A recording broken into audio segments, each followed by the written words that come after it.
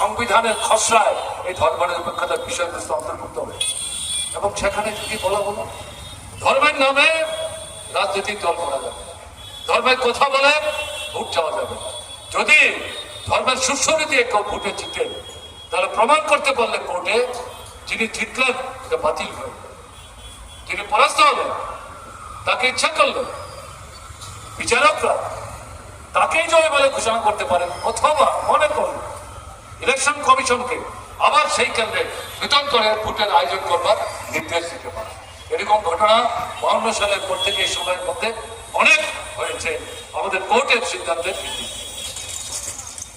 কাজে এই যে ধর্ম নিরপেক্ষতার দৃষ্টিভঙ্গি আমাদের ছেলে মেয়েদের পাঠ্যপুস্তকে এই ধর্ম নিরপেক্ষতার দৃষ্টিভঙ্গিতে যেটা বলা হয়েছে, এখানে ধর্মের বিষয় থাকবে না।